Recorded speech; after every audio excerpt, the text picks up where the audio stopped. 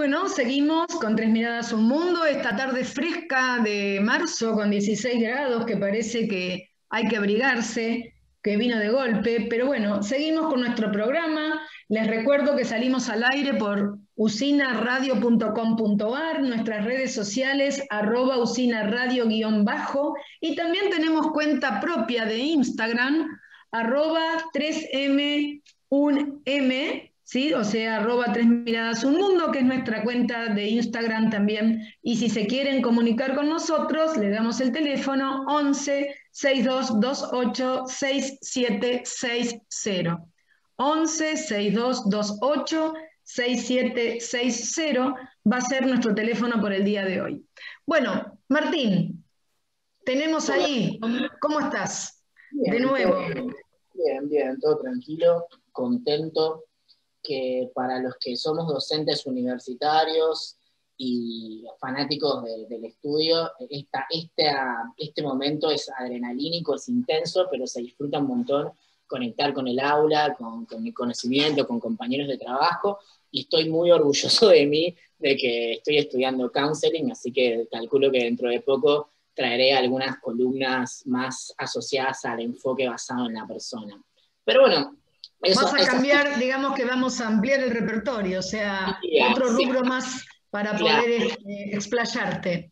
eso, vamos a ampliarlo y más que nada, como ustedes saben, a mí me gusta más esto de traer invitados y hacer el reportaje, pero bueno, hoy sepan disculparnos que nuestro doctor Juan Manuel Rosas está ocupado, sigue trabajando, ustedes saben que él trabaja siempre y nos emite su simpatía desde el hospital mismo, así que bueno, nada, eso. Sí, los turnos de cirugía de los cirujanos a veces son imprevistos, ¿no? Y en esa, él se adecua su participación en el programa a su agenda laboral. Bueno, Martín, hoy el tema que teníamos preparado era la diferencia entre conciencia y conciencia, mente y cerebro. Bien, exactamente. Siempre es un tema muy apasionante el de la conciencia, para la filosofía, para todo el estilo de filosofía oriental, occidental, etc. Y ahora también la conciencia pasó a ser algo de interés científico, porque la ciencia despreciaba a la conciencia, porque la conciencia era algo que no se podía percibir objetivamente. Entonces, en 2010, a principios del 2010, no te puedo decir exactamente, en el primer simposio internacional de la conciencia se definió entre antropólogos, cibernéticos, médicos, psicólogos, estaba el Dalai Lama, y todos los tipos de disciplinas que vos puedas entender, así que les interese un poco algo que va más allá de lo concreto. Bueno, ok, se definió. Muy variopinto, ¿no? El grupo que conformaba ese encuentro. Muy ecléctico, sí, un grupo de eclécticos sobresalientes, después de 2, 3 días de pensar en un hotel, encerrados ellos en un hotel de estos gigantes, dieron con la siguiente definición. La conciencia es un flujo constante entre información y energía. Te lo voy a repetir, y quizás más lento. La conciencia es un flujo constante entre información y energía. Y vamos a desglosarlo esto. ¿Sí? A ver, por parte. Entonces estamos hablando de información y energía. O sea, información, conocimiento, contenidos, como le podamos llamar, ¿no? Y la energía que mueve el mundo. A Pero ver. la energía son las emociones. Ajá. Las emociones. Entonces, por ejemplo, imagínense que yo te empiezo a mostrar, no tengo cerca el test de Rorschach, que es el de las láminas y las marchitas. Sí, el famoso de las manchas, el test de las manchas. Claro, yo te esté mostrando, y de repente de la nada aparece una foto tuya. Ahí, ¿qué vas a encontrar ahí? Ahí lo que vas a encontrar es que la información sos vos, pero la emoción va a ser diferente. ¿Entendés? Sí, Imagínate sí. que te empiezo a mostrar fotos de nenes y de repente sobre esos nenes está uno de tus hijos, un nieto, alguien que realmente tenés afecto o alguien que no tenés afecto. Entonces, la energía viene ligada de la mano de las emociones, y es la emoción más el dato, porque no es solo la emoción. Cada emoción tiene adjunto una información. Entonces, si vos juntás emoción más representación psicológica, se llama afecto. Entonces, para que haya... Se llama, perdón, afecto. ¿Sí? Los perros tienen emociones, pero no son afectivos. Por ejemplo, mi mamá para todos los cumpleaños seguramente a sus hijos les hace de comer a cada uno una comida especial. Yo soy vegetariano y si mi mamá me hace empanada de carne, no me va a caer muy bien. Dice, che, te confundiste de día. Pero si a mi hermano, que le encantan las empanadas, le hace empanadas, está bien. ¿Y a quién quiere más? ¿A uno o al otro? No. Tiene afectos diferentes por cada relación que tiene establecida con un objeto o un sujeto. Entonces volvamos a la definición. La conciencia es un flujo en constante cambio y dinamismo entre el afecto, o sea, el afecto, que es la energía, y la representación psicológica, que es la información. De este tipo de conciencia, nosotros tenemos dos estilos. Vieron que se puede escribir conciencia con S y C y conciencia sin SC. Hasta ahí estamos. ¿Sí? Sí, ¿y por qué? Bueno, la conciencia con S es la que estudia el psicoanálisis. Los sueños, la mente, por ejemplo, los actos fallidos, esos chistes, esos olvidos, esas cometidas de pata que uno hace, ¿sí? Y la conciencia sin S está asociada al cerebro y es la conciencia que estudia el conductismo, la psicología cognitiva, etc. Dato curioso, mirá, el cerebro procesa 40 millones de bytes por segundo. De esos 40 millones de bytes que procesa por segundo, solo 2 son los representantes de tu conciencia, lo que estás viendo en tu mapa mental. Por ejemplo, en este momento tu corazón está haciendo sístole y diástole, pestañea, respirás, y eso vos no sos consciente de eso, salvo que le prestes atención. Entonces, esa conciencia o inconsciencia es sin S. ¿Se entiende? Si yo me pongo a pensar en alguien, además de ser consciente, también estoy generando consciente con S. Por lo tanto, por ejemplo, no soy consciente sin S, ¿no? De que abre la puerta para allá, pero no soy consciente porque la conciencia con C está sujeta a los órganos de los sentidos. Y la conciencia con S está sujeta a las funciones mentales psicológicas, que si bien tiene un sustrato orgánico, es el más allá, el alma, llámalo como quieras. Ahora, me gustaría hacer una pequeña separación, mejor dicho, ¿no? Entre qué es el cerebro y qué es la mente. Es interesante que el cerebro, primero que, bueno, ya de la época de Aristóteles y los griegos, con la guerra y todo eso, veían, sacaban cerebros, lo diseccionaban y le llamaban a la atención. De hecho, Aristóteles dice que el cerebro es la sede del alma. Bueno, en la época del Renacimiento italiano, si mal no recuerdo, es desde 1400, de finales del 400 a 1600, se le empieza a estudiar los cerebros, dentro de todo eso Leonardo da Vinci, etc. Y llegamos a la neurología moderna de ahora, que es claramente sobresaliente. Bueno, ¿qué es lo que pasa? La diferencia entre el cerebro y la mente. El cerebro es un concepto físico, está formado por vasos sanguíneos, células nerviosas, tiene estructuras y formas definidas, coordina movimientos, sentimientos, tiene diferentes funciones en el cuerpo, y al cerebro lo podés tocar. Pero ¿qué es la mente? La mente es un concepto, no está formado por ninguna célula y es hipotético, no tiene ni forma ni estructura definida. Se refiere a la conciencia, a la comprensión y el conocimiento, y claro, es abstracto, algo que no se puede tocar. Como el alma. Como el alma, claro, podría llegar a ser un equivalente. ¿Y qué pasa con esto? Cuando nosotros, los psicólogos, trabajamos con la mente, hay algo que es interesante, que es un concepto que se llama neuroplasticidad cerebral. La neuroplasticidad cerebral, si lo asociamos con el envejecimiento activo que estábamos hablando recién, es la capacidad plástica que tiene el cerebro de reacomodarse a sí mismo, de modificarse, de hacer sinapsis, que es la conexión entre las neuronas. Lo loco, bueno, no sé si es loco, ¿no? Lo interesante de esto, de que la neuroplasticidad cambia estructuralmente, anatómicamente, el cerebro, ¿sí? Mira, como instructor de mindfulness, eh, y como también así apasionado de la neurociencia, he llegado a descubrir que hay numerosos artículos científicos que demuestran que la práctica de meditación de entre 20 y 30 minutos por día durante 2 meses agranda la zona de la corteza prefrontal ventromedial que está así justo en la frente, tanto en el hemisferio izquierdo como en el hemisferio derecho.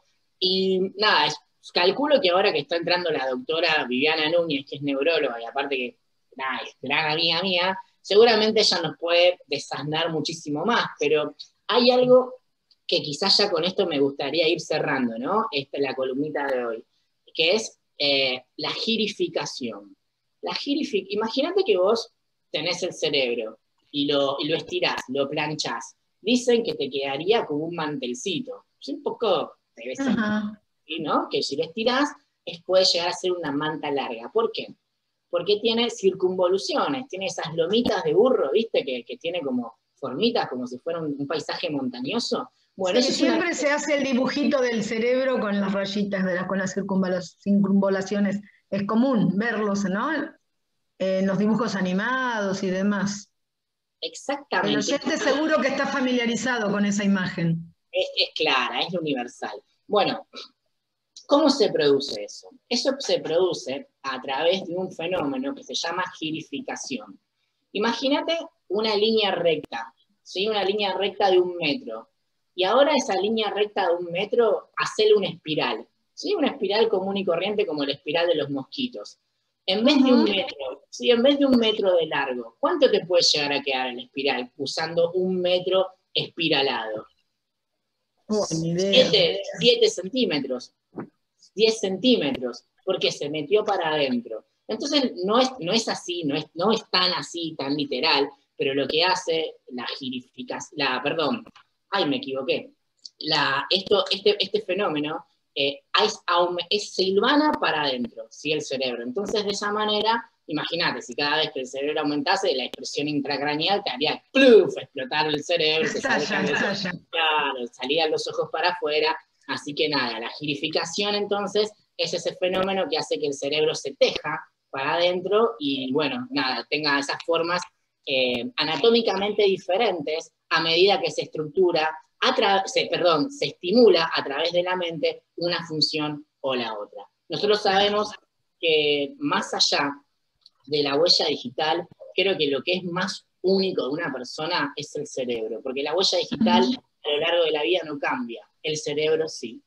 Entonces, una persona, un cerebro. Y con esto, salvo que tengas alguna pregunta, ya le podemos dar el espacio a Lorena, le agradecemos que está trabajando ahí desde la operación, así que muchas gracias Lorena, estás laburando re bien, te felicitamos. Y bueno, nada, ya estamos hechos por acá, María Rosa. Bueno, muy bien, muy clarito todo. Me gustó lo de la diferencia de conciencia y conciencia, que la verdad que no lo tenía así. Siempre se aprende algo nuevo en este programa. Y bueno, si te parece, hacemos una pequeña pausa, ¿sí? Lorena tiene puesto ya para salir a Canberries con Dreams, porque como después, ya volvemos después de esta presentación de este tema musical con la doctora Viviana Núñez para hablar del sueño y otras cosas. Dreams, Canberry, Lorena, adelante. Mientras tanto, si está ahí la doctora Viviana Núñez, le vamos a decir que buenas noches, Viviana, ¿cómo estás? Hola, ¿cómo están? ¿Todo bien? Bien, estas semanas ha sido mediática. Viviana, te estás convirtiendo en una doctora de divulgación y ya te he visto en La Nación Más, te he visto anoche en un vivo en Instagram. Contanos un poquito primero eso antes de entrar al tema que nos convoca hoy. Bueno, buenas noches y a todos los oyentes, gracias. Prefiero no poner la cámara porque yo soy bastante movediza y me gusta hablar mientras camino, entonces van a ver toda una vuelta que voy a dar por todos lados. Preferiría no poner la cámara si no les molesta. No hay ningún problema. Bueno, les comento primero lo de esto que dice que estoy mediática. Para los que no lo saben o no lo han escuchado, en realidad el año pasado, cuando empieza la pandemia, y sobre todo los países de Europa, Italia, España, yo empiezo a ver a todos los colegas que lloraban la muerte de sus compañeros, previendo que acá nos iba a pasar lo mismo, como en todo el mundo. Empecé a cargar datos en un Excel de toda la gente que iba encontrando del equipo de salud que iba muriendo por COVID.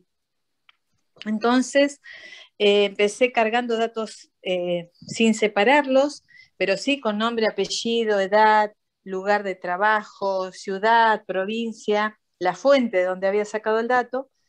Y después, como el número iba creciendo, creciendo, creciendo, empecé a separarlo por provincias, y bueno, hoy día el número es tremendo.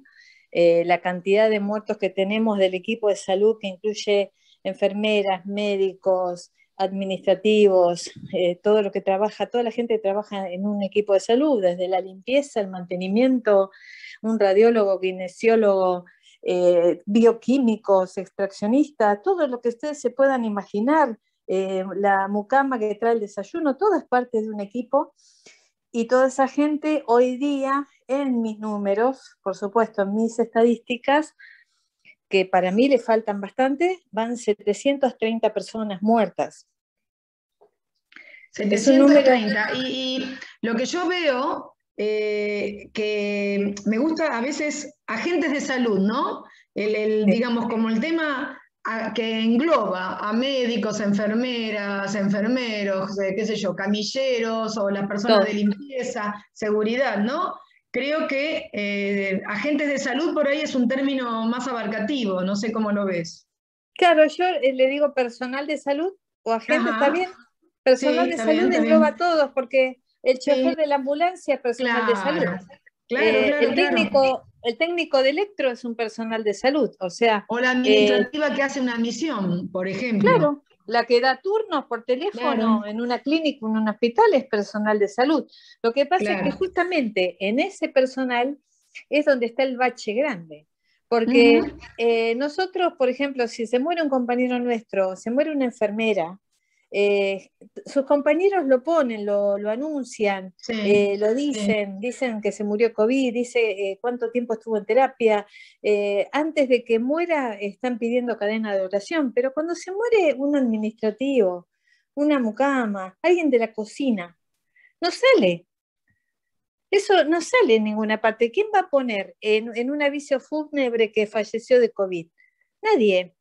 Entonces yo creo que tenemos un déficit de datos que está como en por lo menos un 25% que no tengo, porque tampoco tengo acceso.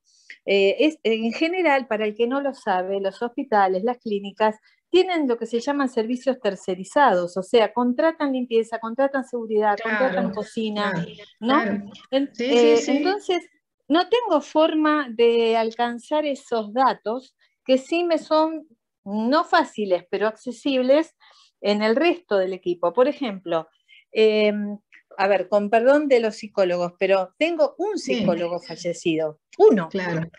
de 730. El psicólogo está en contacto con el paciente, el psicólogo habla en una mesa a menos de 50, 70 centímetros de cercanía. En un hospital me estoy refiriendo, no es un Sí, consultorio que podemos tener en una de esas, un escritorio más grande o dos sillones. No, entonces toda esa gente me falta. Y sí, separándolos en las provincias más grandes, con las que tienen más números, sí. estamos en, por ejemplo, Buenos Aires, la provincia de Buenos Aires tiene un número tremendo, pero por ejemplo, Córdoba, Mendoza, Santa Fe, Salta, Jujuy, Tucumán tienen muchísimos fallecidos, Claro. muchísimos. O sea, si pensamos en Tucumán que ha perdido como 180 enfermeras, es un número tremendo. Sí, y yo te volviendo, ¿me escuchás ahí, Sí, Vivi? sí, te Sí. escucho. Sí, no. Estaba pensando recién en lo que decías del psicólogo, si es el mismo que yo pensaba, uno de Capilla del Señor que escuché que había fallecido al principio de la pandemia, o Sí, quizás sea otro. No es Y ese. claro, y yo también me pregunto, porque bueno, lo escuchaba comentar la persona que te entrevistó el domingo en La Nación Más, decía en su programa de radio que él ve con preocupación que psicólogos que hacen atención por videollamada se hayan vacunado, ¿no? Sí, Aduciendo que son personal de salud. Él hablaba de su propia psicóloga que vive ahí en Villa Freud, pero que cerca del Botánico, pero que no atiende personalmente. Y creo que también en eso hay un malestar general, ¿no? Porque estamos deseando que el que se vacune sea realmente la persona que está arriesgando la vida, me parece.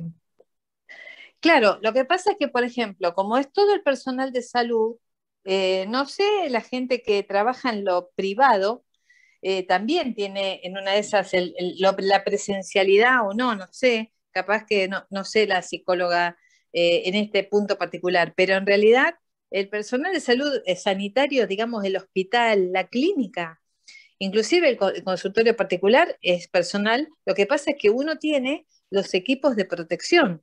Eso Claro, disminuye la posibilidad de contacto, claro. pero es muy incómodo. Yo no sé si los psicólogos se ponen todos los equipos de protección como nosotros. Eh, Sí, yo en el consultorio tengo el equipo de entero y tengo un cristal que separa como si fuera un cristal bancario que sí. separa el paciente de mí, aparte de que yo tengo todo el equipo. Y cuando me acerco, porque yo sí tengo que revisar muy cerca, cuando hago un fondo de ojo estoy a menos de 10 centímetros de cara a cara. Entonces, el otro día se reía un paciente porque tuve que meterme el oftalmoscopio entre el ojo y la pantalla, ¿sí? Para Sí, poderlo ver, porque si no el sí, plástico me distorsiona. Entonces, tenía en la cara, ¿no? La cofia, la máscara, una antiparra, el oftalmoscopio y dos barbijos. ah, Eso claro, del cuello para arriba, del cuello para claro, abajo, tenía guantes, camisolín hemorrepelente, un ambo abajo, botas, o claro, sea, padezco del quirófano. Pero claro, bueno, claro, eso claro. es una protección para mí y para los otros, porque yo estoy todo el día con pacientes.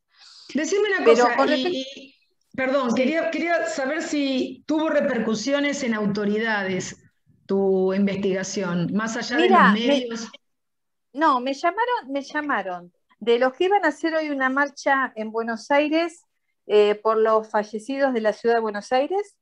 Sí, Ellos en sus estadísticas solamente habían puesto habían anotado a los fallecidos de hospitales públicos y yo tenía las estadísticas de hospitales privados y públicos y el número de mis colegas eran 18 y yo tenía 51, ¿no? ujú, Porque ahí entraban los hospitales privados, privados, públicos y clínicas. claro, claro. Entonces, bueno, esos números en la ciudad de Buenos Aires iban a ser un recordatorio frente al Palacio de la Legislatura, creo que en la nueva legislatura que está en Parque Patricios, Claro. iban a hacer un recordatorio. Y después, de autoridades no, hasta ahora no, pero Ujú. sí de radios, de acá locales, de Instagram, o sea, sí, ahí sí, se han ido comunicando porque obviamente el número fue impactante. Y eso que no pude pasar, yo llevé un PowerPoint pequeño, por supuesto, porque no es Sí, para dar una clase de estadística y que se mueran todos aburridos, sino, sí, no, porque una clase de estadística con tortas y barras y curvas sí, es tremendo, pero sí lo tenía bien gráfico como para que se pudiera ver el video de mi Excel, como son 20 segundos, que es un montón, de claro, nombres y nombres y nombres de listados de los claro, fallecidos. claro. Y Porque gente que murió de otra cosa, otra María cosa es Rosa. ver o sea, una cosa es que yo te diga el número y otra cosa es ver los nombres. Y veo que Claro. se ha sumado hoy a nuestro programa, ha dejado un ratito el quirófano el doctor Juan Manuel Rosas. Buenas noches, Juan Manuel. No sé si Hola, estás Juan. escuchando a Viviana Núñez, que está hablando de los colegas y de todos los personal de salud que ha fallecido durante la pandemia.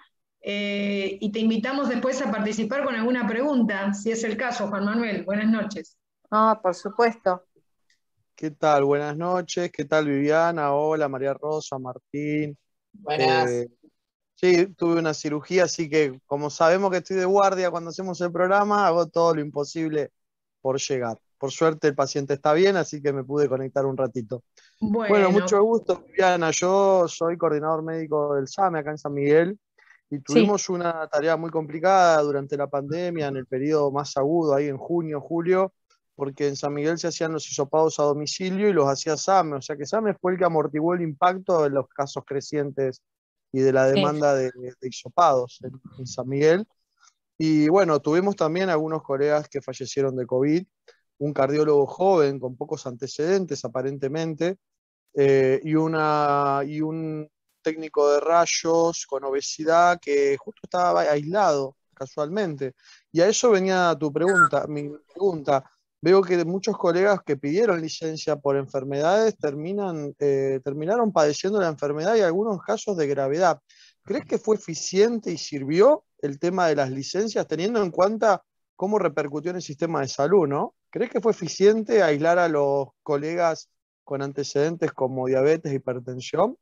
¿O no La verdad terminó es de... que creo, Juan, que a muchos no le dieron licencia. Inclusive en el taller de Pacheco hubo una enfermera que era obesa, hipertensa y diabética, y como no tenía más de 60, le negaron las licencias. De hecho, muchos de los médicos que han fallecido son gente que tiene factores de riesgo o son más de 60, 65, 70 años, ojo, en Claro, actividad, o sea, porque yo los colegas nuestros o enfermeras jubiladas que murieron por COVID, pero no estaban en actividad, los tengo por separado. Ahora, los que tengo son los que fallecieron por COVID. Y a ver, debería haber sido más marcada el tema de, en mi opinión, por supuesto, ¿no? El tema de dar las licencias, pero nos quedaríamos sin médicos, sin enfermeras, porque mucha de claro, la población de nosotros son gente grande. Son claro. gente que, a ver, no, si un maestro se jubila a los 50 años, nosotros nos jubilamos 15 años después. Si es que nos jubilamos, que es bastante difícil que nos jubilemos por varios motivos. Primero, porque la jubilación es paupérrima. Segundo, porque la vocación del médico, generalmente el médico no sabe hacer otra cosa. Hay gente que se puede poner un negocio, pero el médico en general no sabe hacer otra cosa que ser médico. Y por el otro lado, mientras mentalmente lo cognitivo no funcione, seguimos atendiendo. Por eso tenés médicos tan viejos, 70 y pico, 80 y pico de años, que están trabajando en su consultorio. Ahora, si se jubilan por la provincia de Buenos Aires, vos, Juan, sabés, creo que la jubilación estaba en 44.000 pesos. Por la caja Claro, me estoy refiriendo, claro, ¿no? Por la claro, caja. sí, claro. sí. O sea, ¿quién se puede jubilar y mantenerse con 40 y, no sé, vamos a poner en el mejor de los casos 50.000 pesos por mes? Y aparte se Claro, te bloquea la matrícula. Quiero decir que claro. cuando vos te jubilás por la caja de previsión que aportaste toda la vida, te quedás sin matrícula, con lo cual no puedes hacer ni consultorio en tu casa.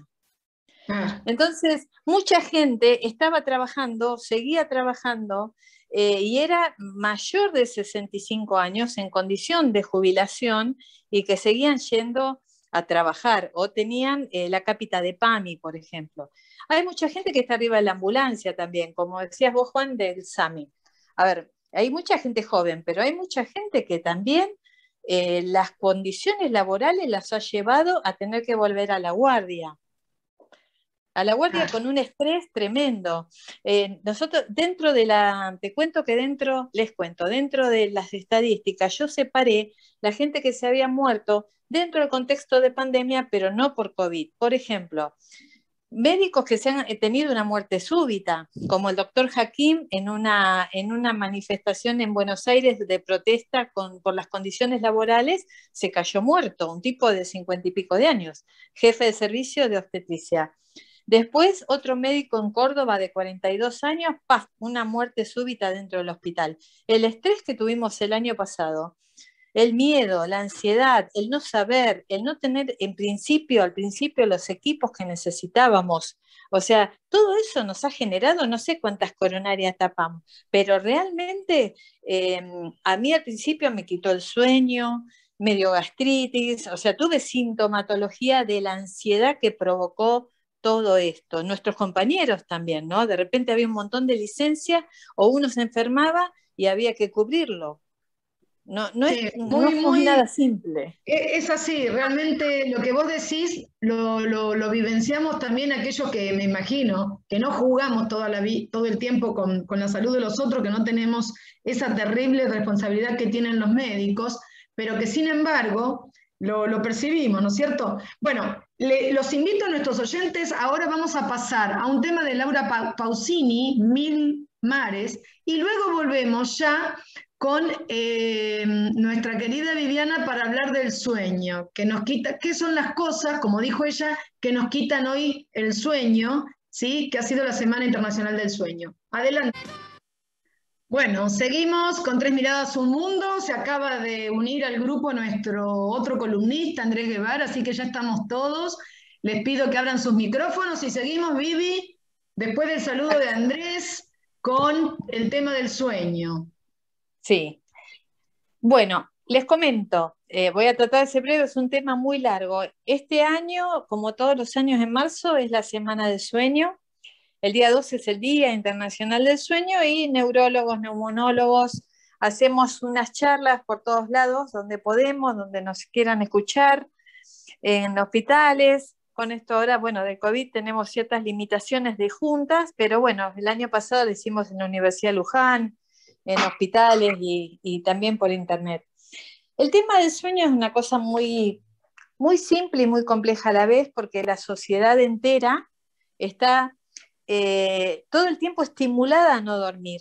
Desde que estamos con Netflix, todo el mundo se queda haciendo maratones de series, está todo puesto a la noche para que nos acostemos muy tarde, nuestra cultura es acostarnos bastante tarde, entonces hay muchas cosas que no las podemos manejar desde este lugar.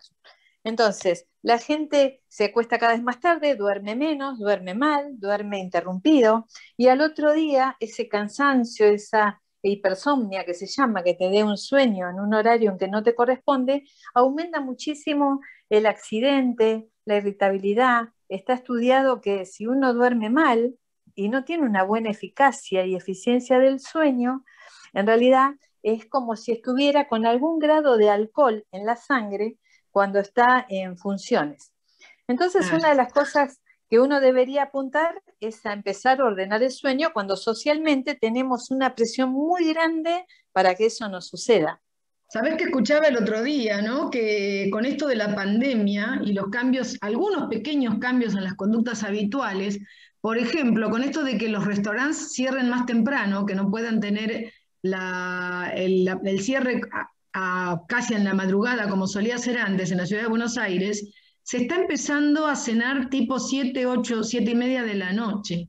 Y que las reservas en los restaurantes del primer turno se están agotando porque la gente se está acostumbrando a ir a comer más temprano. Bueno, uno de los problemas más grandes que tenemos nosotros es el teléfono. O sea, los chicos, los adolescentes y los niños han invertido totalmente, se han convertido en lo que se llama el vamping, ¿no? El vampirismo, el estar despiertos de noche y durmiendo después hasta el mediodía, hasta las 3 de la tarde. La mayoría de los padres lo que han referido es gran irritabilidad.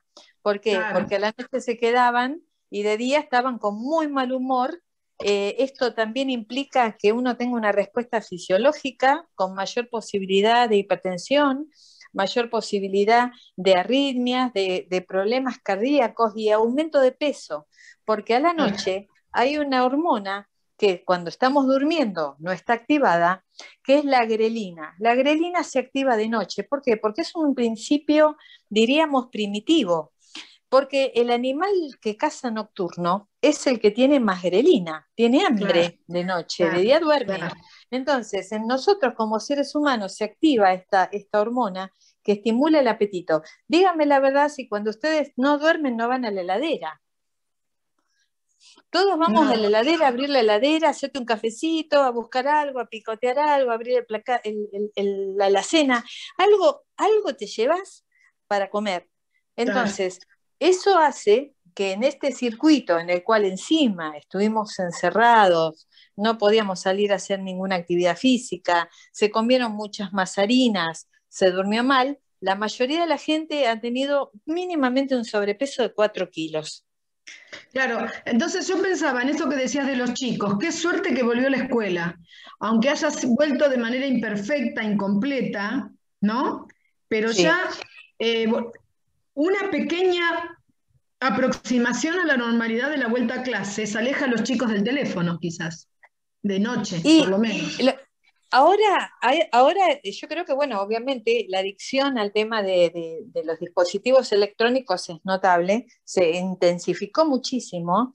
Bueno, vos viste que yo hice ese trabajo de investigación que te conté, Sí, donde los chicos sí, se vinculaban mucho más a través de las redes con gente que no conocían y se sentían más amigos de gente que nunca le habían visto la cara y se daban mucho menos en los Zoom con sus propios compañeros del año anterior. claro. Entonces, toda esa virtualidad, el no conocer al otro, le permitía determinadas condiciones nocturnas también, por supuesto, como por ejemplo lo que hablábamos la otra vez, de vincularse virtualmente, sexualmente, sin ningún tipo de fantasía de después llegarlo a lograr en la realidad. O sea, se Claro. vinculaban, sí, se vinculaban y después al otro día no pasaba nada. Entonces, la noche también ayuda a un montón de cosas, bueno, a permitirse un montón de cosas, y cuando uno está en esa soledad de la habitación, en el que uno da vuelta en la cama, se levanta, va, viene, se mete en la computadora, espera que le dé sueño, empiezan a darse un montón de alteraciones biológicas, fisiológicas, levantarse a hacer más pis, uno consume más líquido, cuando en realidad a la noche debería estar activada la hormona antidiurética mientras dormimos, justamente para no levantarnos a hacer pis. Claro. Entonces, es un combo en el cual el cortisol, que es el mediador químico del estar despierto, activo, está alto de noche, cuando no lo debería estar. Ahí el doctor Rosas nos había dicho la semana durante las reuniones de producción que quería hacerte unas preguntas. Así que Dale, lo dejamos a Juan adelante.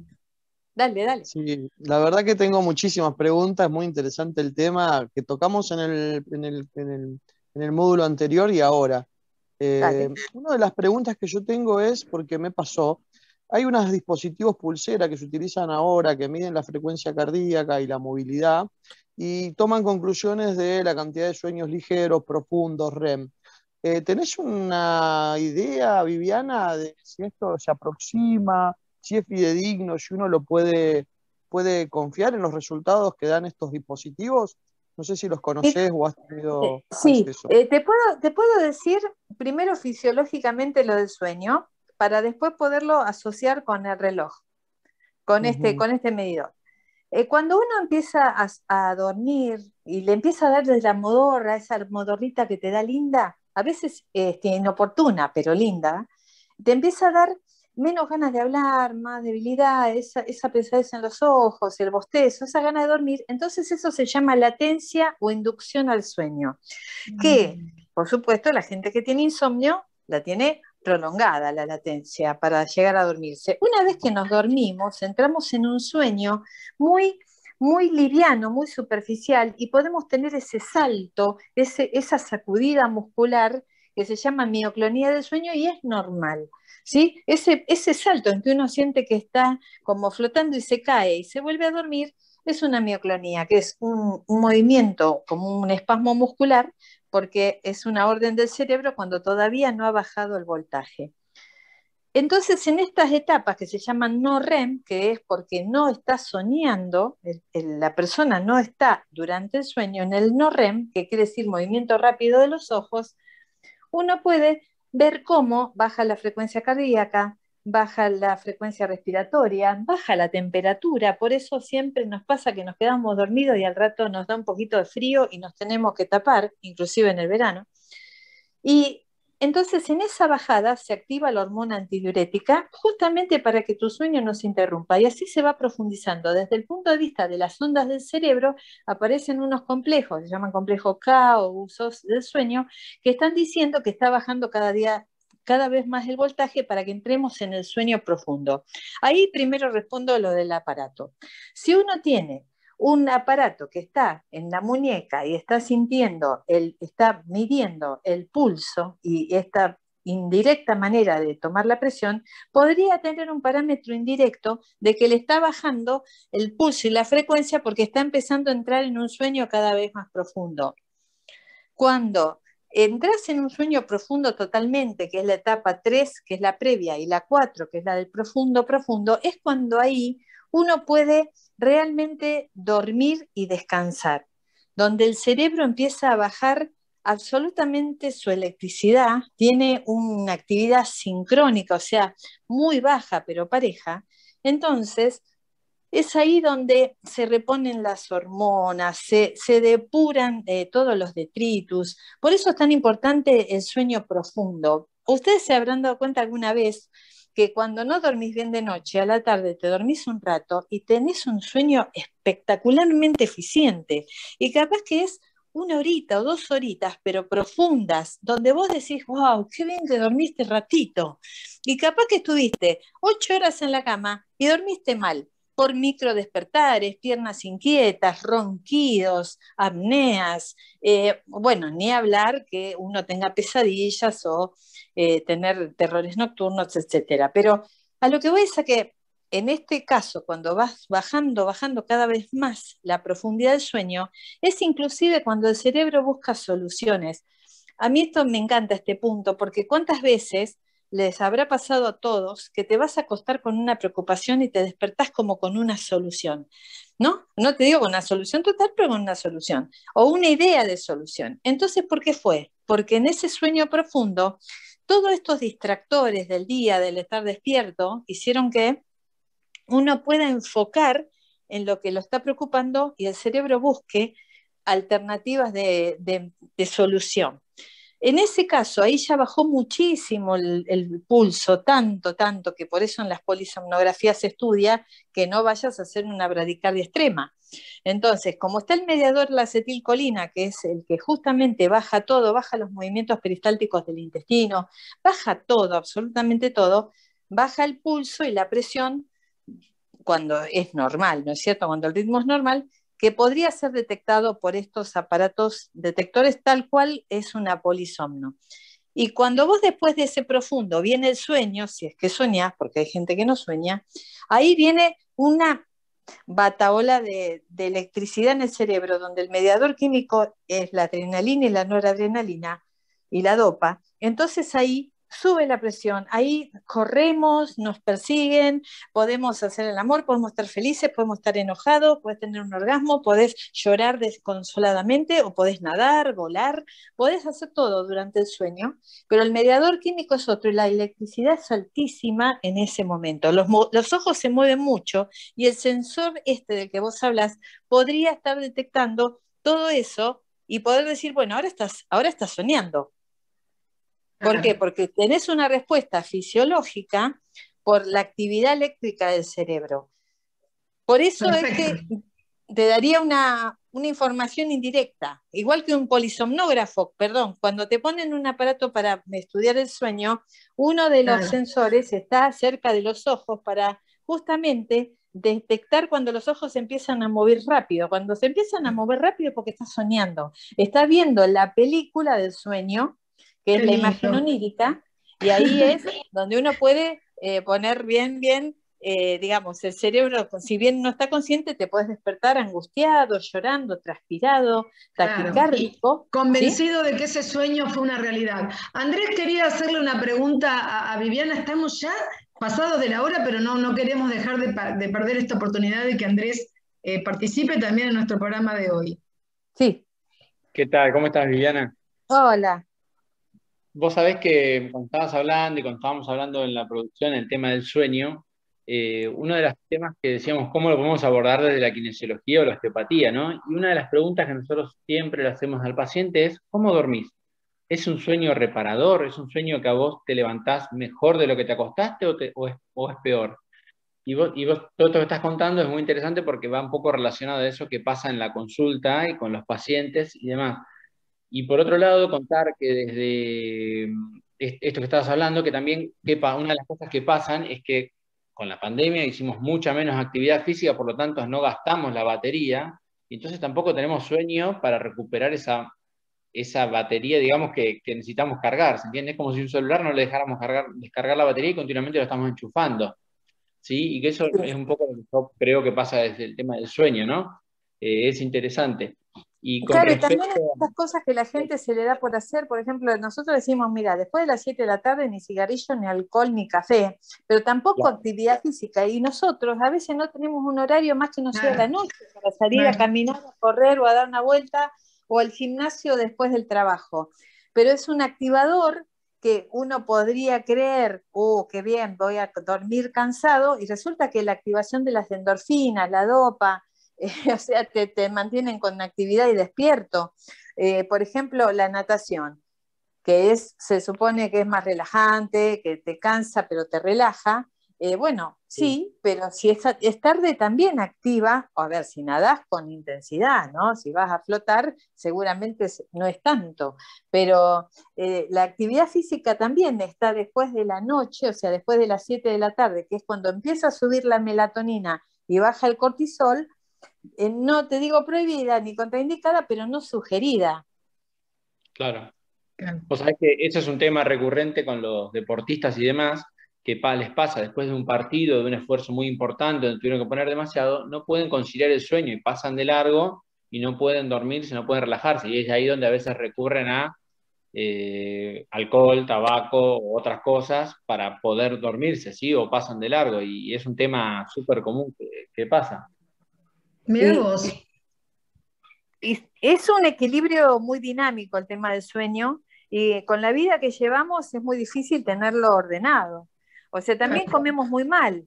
El tema de comer más liviano a la noche es una indicación absoluta, justamente porque el cerebro necesita bajar todo eso que es del día. Y si uno está lleno de comida a la noche, con alcohol y comida y todo lo que metió en la boca, en realidad el estómago está haciendo primero un trabajo importantísimo, y aparte está llenando de químicos la sangre. El Claro. cerebro necesita determinadas condiciones para que el sueño se dé y que sea eficiente. Por eso Además, es comer Viviana, liviano de noche. Viviana, El lo de que decías cenar esto como el de, mendigo.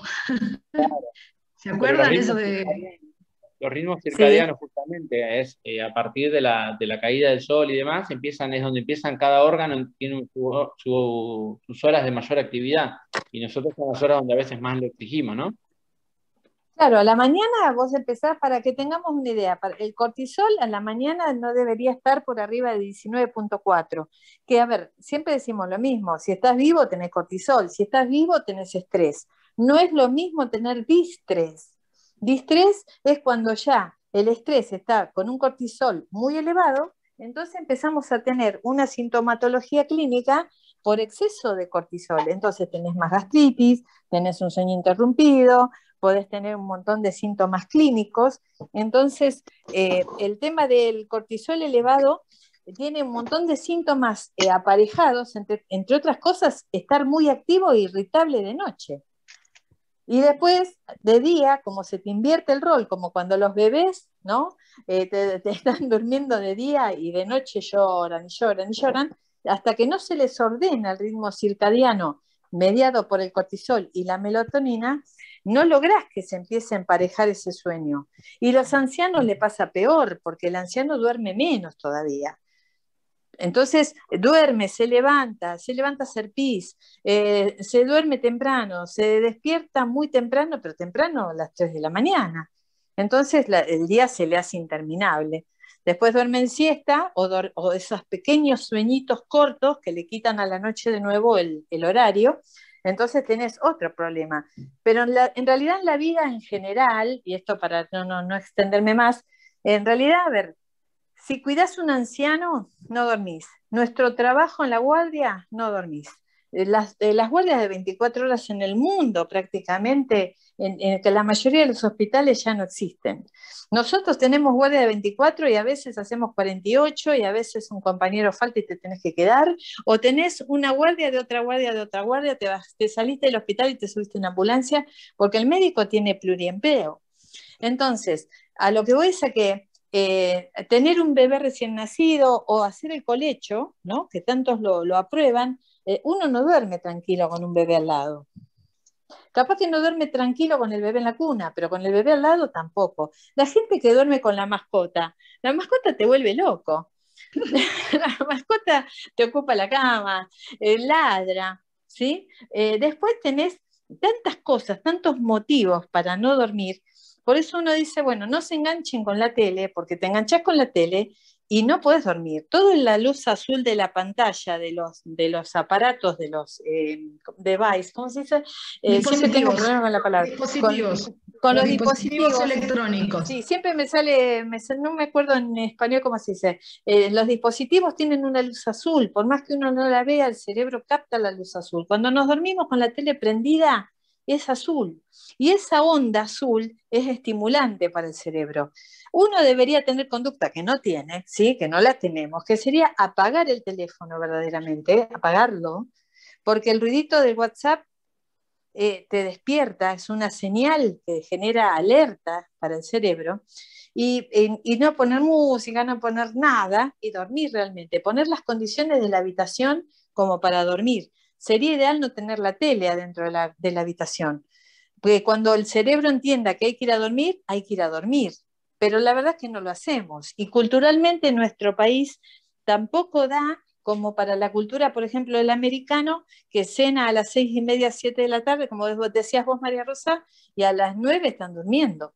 Bueno, ¿quién te dice que por ahí esto de la pandemia y ajustar los horarios para la apertura de locales gastronómicos nos lleve de a poco a cambiar ese hábito, ¿no?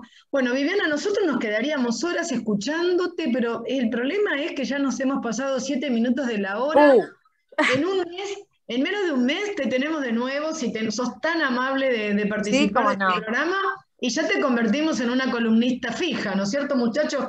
¿Qué dicen mis tres mosqueteros?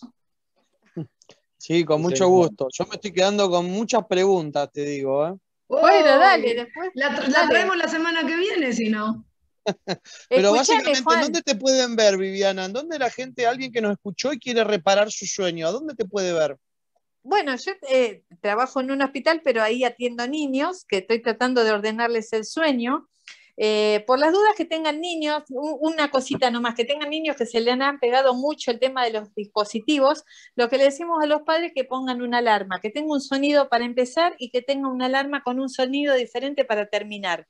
Entonces, cuando suena de una manera, te lo presto, y cuando suena de la otra manera, te lo saco. Los primeros días protestan, pero después el cerebro se acostumbra al reflejo condicionado de cuando te lo dan y te lo sacan. Como sonaba el recreo y sabíamos el timbre del recreo y sabías que salías a la escuela.